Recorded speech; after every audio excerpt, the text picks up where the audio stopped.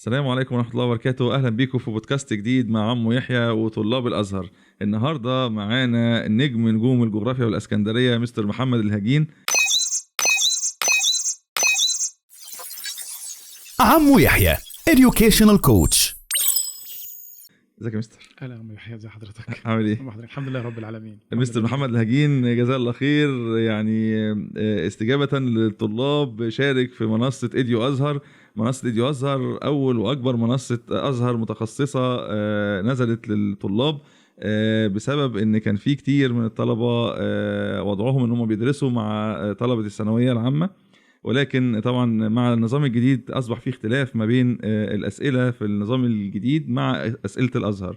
مستر محمد الهجين طبعا نجم في الثانويه العامه ولا شك، وكان عنده طلاب ازهر برضو، ولكن يعني تخصصت خالص المنصه لطلاب الازهر، واصبح يعني معالجه الاسئله مركزه جدا لطلاب الازهر بس، غير بيكسل اكاديمي اللي مستر محمد شغال عليها اصلا ثانويه عامه لطلاب اسكندريه والجمهوريه كلها. مستر احنا سعداء خالص بوجود حضرتك معانا. انا اسعد الله. الله يخليك، ربنا يبارك في حضرتك. الحمد لله. مستر النهارده احنا في سلسله اسمها ازاي اذاكر، وازاي اذاكر جغرافيا خاصه النهارده للازهر. طبعا احنا هنستغل ان حضرتك ما شاء الله اصلا مدرس ثانويه عامه، يعني هنجمع ما بين الحسنيين بقى ان شاء الله باذن الله، ويا رب ربنا يوفقنا ونقدر نفيد الطلبه في موضوع المذاكره، ويقدر يعرف الطريقه الصحيحه اللي يذاكر بيها ان شاء الله باذن الله عز وجل. باذن الله ان شاء الله. مستر بدايه عايزين ناخده يعني جوله في منهج الجغرافيا كده. الجغرافيا يعني كام درس وتتركز في ايه وعناوينها؟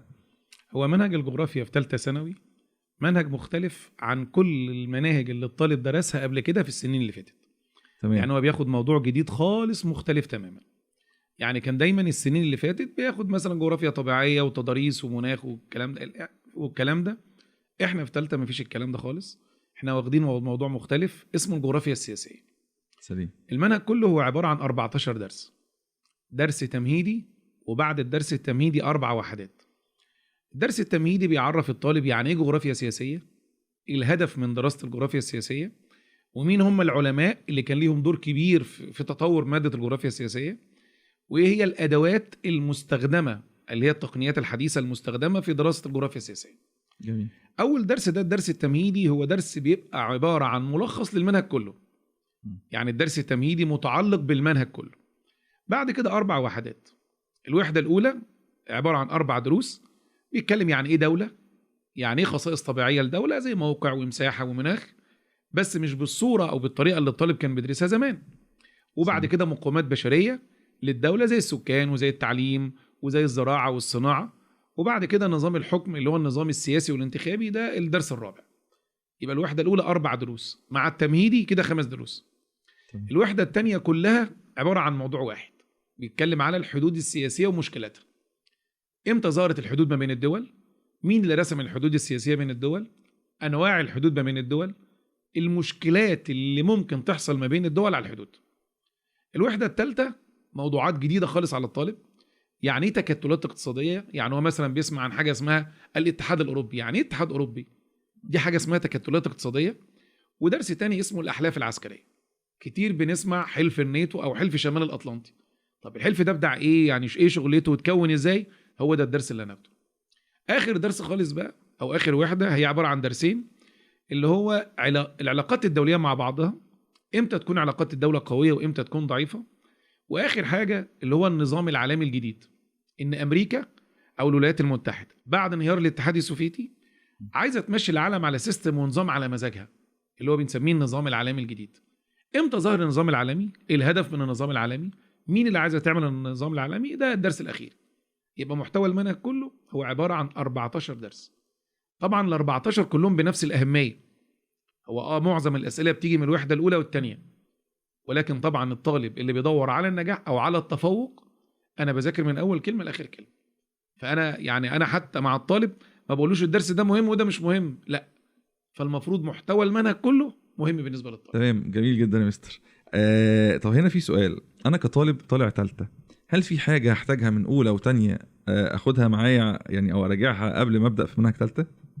هو اكيد طبعا، والطالب داخل ثالثه ثانوي في اساسيات في ماده الجغرافيا. الاساسيات دي هو واخدها في الابتدائي اصلا، بس معظم الطلبه تبقى ناسياها. هي دي المشكله. يعني الاتجاهات الاربعه، شمال جنوب شرق غرب. في طلبه حافظ الكلام ده، بس تيجي تقول له فين الشرق من الغرب ما يعرفش. والاتجاهات الفرعيه، شمال شرق الدوله، جنوب غرب، شمال غرب، الحاجات دي يبقى لازم يعرف الاتجاهات الاصليه والفرعيه، ولازم كمان يعرف خطوط الطول ودوائر العرض. يعني مثلا خطوط الطول ودوائر العرض لازم ان انا اعرف مثلا ازاي احسب عدد دوائر العرض في الدوله، ازاي احسب خطوط الطول في الدوله، الحاجات دي. يبقى خطوط الطول ودوائر العرض والاتجاهات الاصليه والفرعيه، ده اللي احنا عايزينه من اللي فات. أيوة. لكن كل الموضوعات اللي هياخدها جديده جدا عليه خالص، اول مره يشوف الكلام ده. ممتاز جدا. يعني مش متعلقه باولى ثانوي وثانيه ثانوي وما تاسسش في الجغرافيا، لا، انا عايز منك الاتجاهات الاربعه الاصليه والفرعيه، وعايز منك كمان من الطالب انه يعرف لي خطوط الطول ودوائر العرض، ازاي احسب خطوط الطول في الدوله، ازاي احسب دوائر العرض في الدوله. ده اللي انا محتاجه. مستر محمد الهجين، ممكن تصور زمني لتوزيع المنهج على مدار الشهور؟ طبعا كل مدرس يبقى له استراتيجيه وخطه معينه بيمشي بيها. يعني في مدرس مثلا ممكن يمشي في المنهج واحده واحده، خايف انه يضغط شويه فالطالب يزهق منه والطالب ما يقدرش يذاكر. بس دي مشكله، بيجي الطالب في اخر المراجعات يلاقي نفسه مضغوط، ويلاقي المدرس عايز يزود حصص غصب عنه عشان يخلص المنهج. سليم. في مدرس لا، هو يحط استراتيجيه وخطه معينه يمشي عليها، والطالب هو اللي يمشي على النظام ده.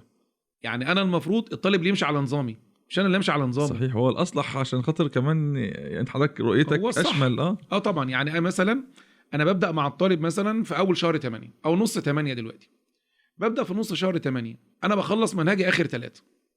انا بحط سيستم لنفسي ان انا اخلص اخر 3. ده الديدلاين للمنهج، ده اساسي. طبعا في مدرسين ممكن يتخطى ويدخل في شهر 4. كل مدرس وليه طريقته. سليم. انا بالنسبه لي انا عامل استراتيجيتي، او انا بالنسبه لي انا عامل الخطه بتاعتي ان انا بخلص اخر شهر 3 وابدا من شهر 4 ابدا مراجعتي جميل. لحد اخر شهر 6، بحيث ان انا اسيب الطالب قبل الامتحان باسبوعين كده الطالب يراجع كويس وياخد المنهج كويس.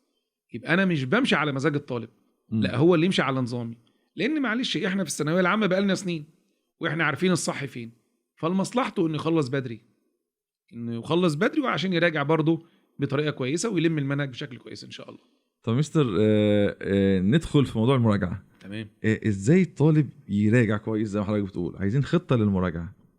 المفروض ان الطالب، طبعا احنا عندنا السنه متقسمه لجزئين، جزء شرح وجزء مراجعه. جميل. كل ما الطالب يتعب نفسه ويبذل جهد كويس في فتره الشرح بيرتاح في المراجعه. يعني مثلا انا عندي فتره الشرح 8 شهور، باخد من شهر 8 لحد مثلا شهر 3، 8 شهور 9 شهور شرح، وعندي شهرين مراجعه. فهو الافضل ان الطالب يذاكر منهجه كويس خلال الشرح، بالتالي لو دخل المراجعه يبقى مرتاح جدا جدا في المراجعه. طبعا في بعض الطلبه ممكن بينخدع في السنه او ما بياخدش باله من النقطه دي ويفضل طول السنه ما بيذاكرش بالصوره اللي هي. طيب مجرد انه يوصل عند المراجعات يلاقي نفسه مضغوط. صح. طبعا بينضغط في المواد كلها. يعني مثلا انا دلوقتي اللي يخليني اضغط نفسي في شهرين، طب ليه؟ طب ما انا ذاكر طول السنه واجي في المراجعات ابقى مرتاح، لان المراجعه اسمها مراجعه يبقى مراجعه على المذاكره. يبقى انا مش هفتح المنهج، يعني ما اسيبش درس ويتفتح لاول مره في المراجعات، ده بيبقى غلط على الطالب. طبعا. فهو الافضل ان انا بذاكر طول السنه واجي عند المراجعات ببقى مرتاح فيها. فاللي بيتعب في الشرح دايما بيرتاح في المراجعه. ودايما الطلبه الاوائل كده، ما تلاقيش طالب من الاوائل يفضل قاعد طول السنه يقول لك انا ذاكر في المراجعات. مفيش الكلام ده. الطالب الشاطر دايما طول عمره شاطر، ودايما الناجح لازم بيتعب، ودايما الناجح مش كسول، ودايما الناجح طالب منظم، ودايما الناجح بيجي على نفسه، ودايما الناجح عنده هدف عايز يوصل له. لكن الطالب مثلا اكيد ان في بعض الطلبه بتغلط، بس هو يفضل انه يلحق نفسه من اول السنه، ده الافضل، لانه هو مش ضامن ايه اللي يحصل اخر السنه. ممكن يتعب، ممكن يحصل عنده ظروف في البيت، فبالتالي هينضغط. فالافضل انه يذاكر من اول السنه.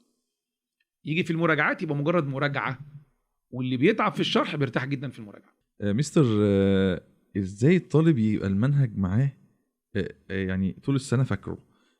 طلبه كتير تبدا باول ابواب ويتطاول عليها الوقت، بقى تيجي في المراجعه كانها ما ذاكرتوش قبل كده ولا شافته قبل كده. هل في طريقه اخلي اللي زي بيقولوا المنهج في جيبي كده على طول؟ هو احنا عندنا ماده الجغرافيا السياسيه فيها عيب، بتطير بسرعه جدا، بتطير من العقل. ما بتثبتش بسهوله، وكل ما يحفظها تطير. طبعا كل طالب ربنا سبحانه وتعالى خلق كل انسان ليه قدرات. ممكن طالب يذاكر الدرس مره واحده يفضل ثابت معاه فتره طويله، وطالب تاني ممكن يقعد يعيد ويزيد ساعتين و3 ويلاقي نفسه تحصيله بسيط. المفروض ان كل طالب هو ادرى بظروفه وعارف عيبه فين او نقطه ضعفه فين، امكانياته قد ايه. امكانياته. انا دلوقتي عارف ان انا بذاكر الدرس ده وممكن بعد اسبوع هنساه، يبقى انا ما اسيبوش اسبوع واذاكره كويس في اول مره وابدا اتابع عليه اول باول. طول ما المراجعه اول باول خلاص بعد كده بيبقى الموضوع سهل. وبرضه في نقطه تانية، هي اهم مرحله في مذاكره اي درس اول مره. يعني لو الطالب ذاكر الدرس ده اول مره مذاكره صح يفضل مرتاح طول السنه. طب المذاكره الصح دي تيجي ازاي؟ انه لما ياخد الدرس مع المدرس اللي هو الفاضل اللي هو بياخد معاه يذاكره في نفس اليوم او تاني يوم بالكتير. مش هياخد معاه وقت وهيثبت بدرجه عاليه، ويبدا يراجع الموضوع ده، ما يسيبوش حتى لو المدرس ما راجعش معاه هو يراجع. الطالب الشاطر كده لازم يراجع، لان كل ما يراجع كل ما المعلومه بتثبت، وبعدين المعلومه لو ثبتت عند الطالب فبتقعد معاه فتره طويله. فالمفروض كل طالب يشوف نظامه ايه، يشوف نقطه ضعفه فين ويحاول يعالجها. الموضوع سهل بس هو عايز طالب منظم بس. مستر محمد الهجين، الخريطه ايه موقعها من الاعراب بقى اذا كان عند طلبه الثانويه العامه او طلبه الازهر؟ هي طبعا نقطه ضعف الطالب واكتر حاجه بتقلقه من ماده الجغرافيا السياسيه موضوع الخريطه. على الرغم ان هي مذاكرتها سهله جدا جدا وطريقه بسيطه، بس لو الطالب سمع الكلام وماشي بيه. دلوقتي مثلا اي طالب هو مشكلته الخريطه، مش عارف الدول. اولا خريطه في ثالثه ثانوي غير اسئله الخريطه اللي كان الطالب متعود عليها في اولى ثانوي او الاعدادي. طيب الطالب يذاكر الخريطه دي ازاي؟ انا مع الطالب بديله خريطه العالم مكبره. مكبره مثلا كده حوالي مثلا 70 في 80 مثلا، كبيره. المفروض الخريطه دي خريطه العالم، احنا كل شغلنا خريطه سياسيه، يعني دول، اسماء دول بس. سليم. المفروض الطالب ياخد الخريطه دي ويحطها قدامه في المكان اللي بيقعد يذاكر فيه.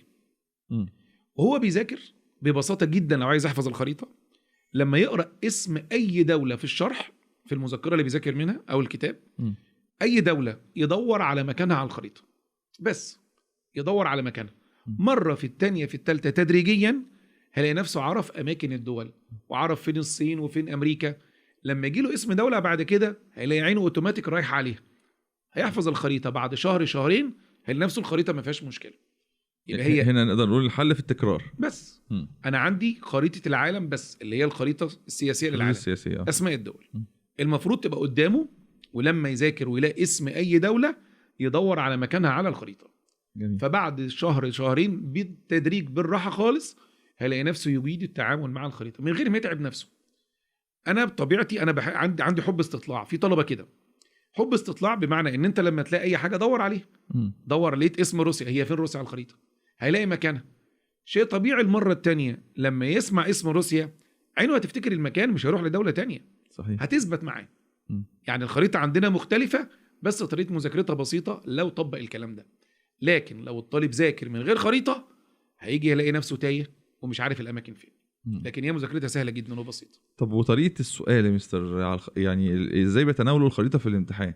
هو شيء طبيعي في الخريطه.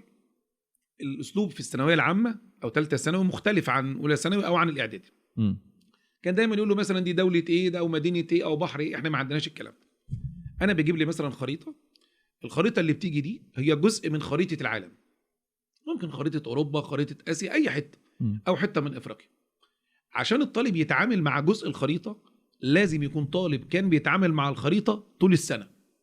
يعني لو انا طول السنه بتعامل مع الخريطه، اي خريطه يجيبها لي الموضوع سهل جدا، بسيطه، لان انا متعامل معاه. ولازم يحل مع المدرس كتير، حل كتير، الحل ملوش حدود. سليم. على قد ما تقدر حل، لان كل ما تحل هتاخد افكار جديده، تاخد معلومات جديده هتفيدك. الخريطه مش صعبه بس حل كتير. كل ما يحل اكتر شيء طبيعي هيجيد التعامل مع الخريطه. وقبل ده كله لازم يكون عارف اماكن الدول على خريطه العالم بالطريقه اللي قلناها، انه لما يلاقي اسم دوله يدور على مكانها، هيلاقي نفسه تدريجيا بقى عارف اسماء الدول وموقعها على الخريطه. فلما يجي له اي جزئيه هو عارف دي دوله مين ودي دوله مين، هيبقى الموضوع سهل بالنسبه له. طيب بالنسبه لطلاب الازهر ولا شك ان طريقه الاسئله المقاليه اكثر وضوحا في الامتحان من النظام الجديد للطلاب. عايزين نلقي الضوء بقى على 2023 اول مره يجي لطلبه الثانويه العامه اسئله مقاليه. على الصعيد الاخر عايزين نشوف طلبه الازهر الدنيا بتبقى عامله ازاي معاهم في الامتحان كاسئله مقاليه، وبقى لهم سنتين ربما دلوقتي كمان بيبقى في اختيارات، يعني انتشر موضوع الاختيارات في امتحان الثانويه الازهريه. تمام. رؤيه حضرتك بقى الموضوع المقالي ده هل كان في صالح الطالب ولا لا؟ وننتقل للازهر برضو، رؤيه حضرتك لبدايه التحول في اسلوب الاسئله او في ورقه الامتحان عندهم. هو انا رايي ان اسئله المقالي لما قالوا للطالب فيها يجي لك مقالي في الامتحان، انا في رايي انها افادت الطالب بنسبه 100%. تمام. لان قبل ما يقول مقالي كان معظم الطلبه مفكر ان هو بمجرد يقرا المعلومه مش هيحفظ المعلومه، مش لازم. يعني اول ما ظهر النظام الجديد كان في فكره منتشره قوي اوبن بوك، فكان الطالب مفكر ان هو بمجرد ما يفتح الكتاب في الامتحان هيلاقي الاجابات وينقل وخلاص. فالكلام ده حصل في دفعه 21 و22، ان الطلبه بدات تروح الامتحان ومعاه الكتاب، هو مش حافظ حاجه خالص، بس شايل الكتاب ورايح هينقل طلع بقى بالكتاب. فمجرد ان يجيله السؤال يفتح، هو مش عارف يفتح فين. هو السؤال جاله هو مش عارف، وعنده 14 درس والاسئله ما بين السطور، هو مش حافظ. فيبدا يدور على السؤال، يقول لك بس السؤال ده بره المنهج، هو في المنهج يقول لك بره المنهج، جايبين لنا امتحانات بره المنهج. لا طبعا، حتى لو هو الطالب كده مش هيلحق يطلع الاجابات كمان. لا طبعا، ده لو الاجابات موجوده كده دايركت يعني. وهو هيطلعها منين وهو مش عارف ده موجود فين في المنهج، مش عارف الجزئيه دي مذكوره فين. الكلام ده احنا كنا بنعاني في دفعه 21 و22. اقول للطالب لازم تحفظ المعلومه، فكان الطالب يقول ايه؟ لا انت مدرس شغال بالنظام القديم، النظام الجديد اوبن بوك.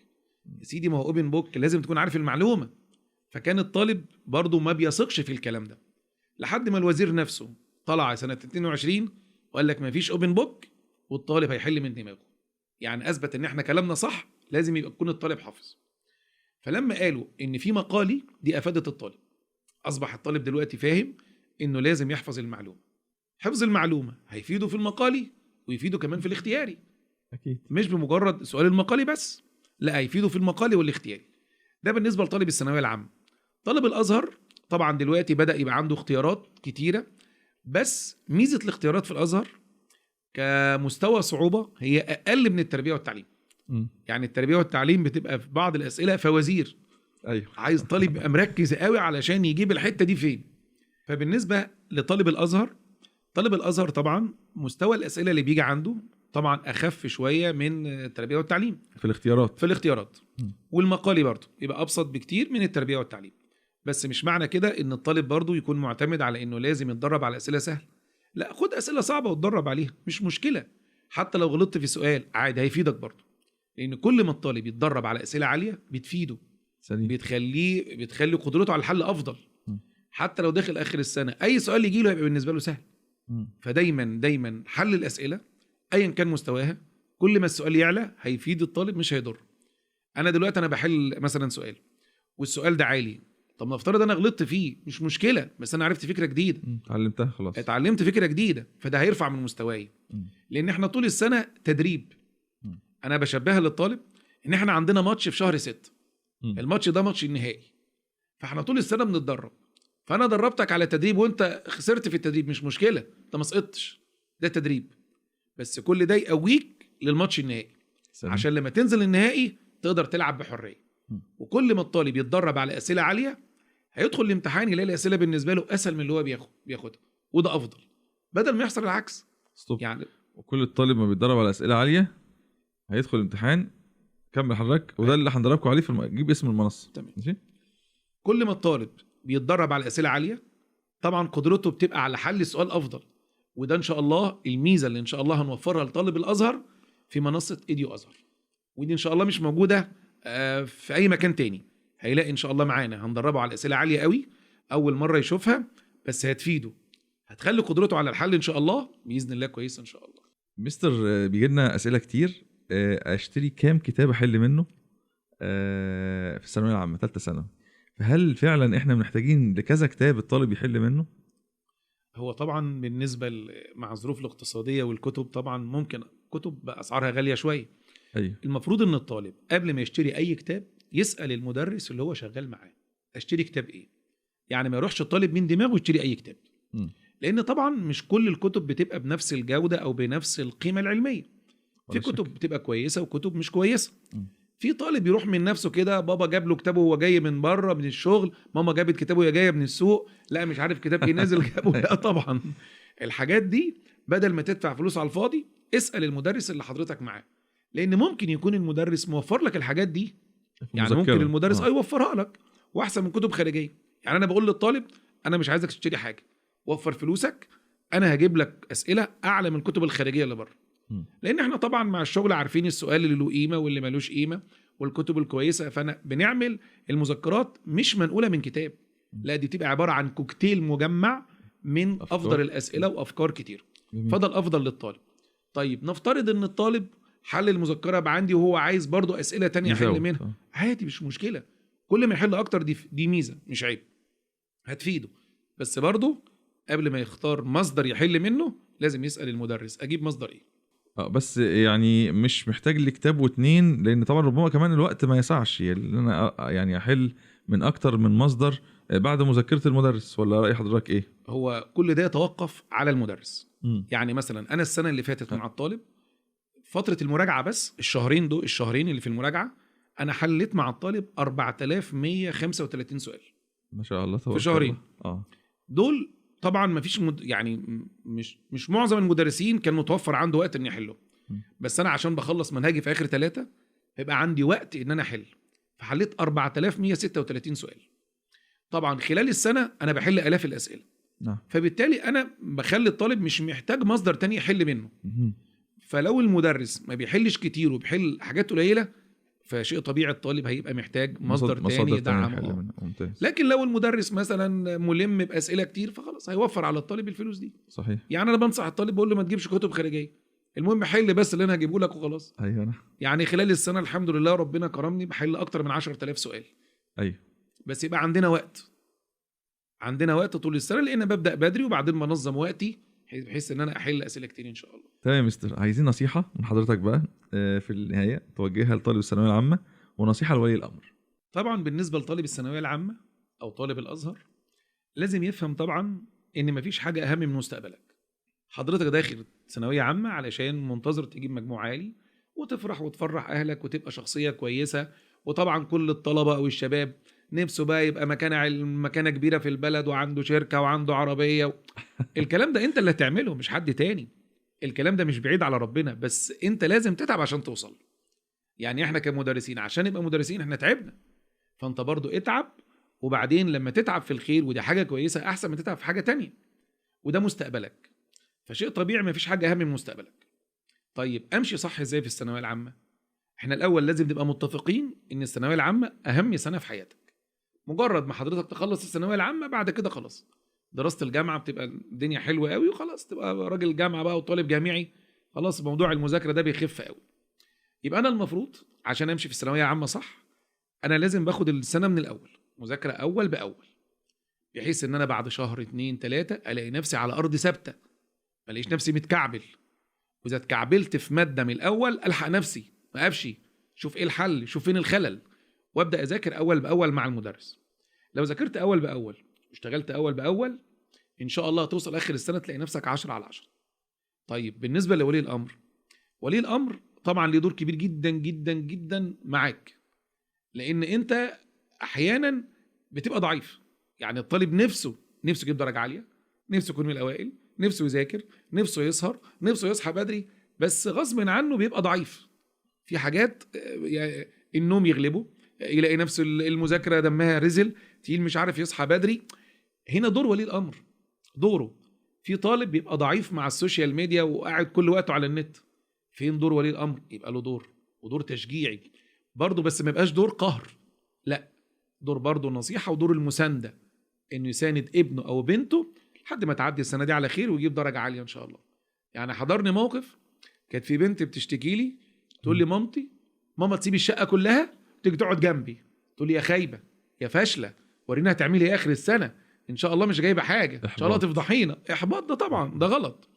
لا المفروض اولا كل الطلبه نفسها تجيب درجه عاليه، كل الطلبه نفسها تكون من الاوائل، بس ممكن التنفيذ عنده آلية التنفيذ صعبه شويه.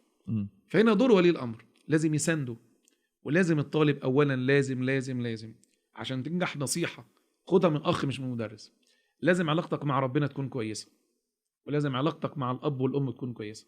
اوعى تزعل باباك او مامتك، دول بس. لو واحد دعالك دعوه وربنا استجاب لدعاهم، حاجه تانية هتغير حياتك، حاجه تانية. حتى بص يعني هم لو راضين عنك ان شاء الله ربنا يرضى عنك، حتى لو جبت 60%، لو جبت 50%، بس هتلاقي نفسك ناجح ومستقر في حياتك احسن من طالب جاب 100% وباباه ومامته مش راضيين عنه. هم دعاهم دول اساسي، فيا ريت نصيحه ما تزعلهمش، لان دول الناس الوحيده اللي في الكون عايزينك تبقى احسن منهم. دايما احنا كده، عايز ابني يبقى احسن مني، فانت ما تزعلش منهم، هم خايفين عليك، فبلاش الصدام معاهم. لا بلاش الصدام معاهم. وبرضه ولي الامر لازم يراعي برضه ان الطالب يبقى عليه ضغوط نفسيه جامده قوي ولا شك. في السن ده، فلازم ياخده برضه واحده واحده كده لحد ما يعدي بيه بر الامان ان شاء الله. ان شاء الله تعدي على خير وتجيبوا درجه عاليه ان شاء الله باذن الله. جزاكم الله خير يا مستر، يعني بنشكرك وإياك على الله النصائح يخليك. الغاليه ديت والوقت الطيب اللي قضيناه مع حضرتك. الله يبارك. ويعني ناخد منك وعد ان شاء الله بلقاء تاني باذن ان الله. شاء الله ان شاء الله باذن الله على خير ان شاء الله. ربنا يبارك في حضرتك. الله يبارك. نشكركم شباب، وان شاء الله نكمل معاكم بقيه سلسله ازاي اذاكر لشبابنا بتوع الثانويه الازهريه. كنتم مع محي.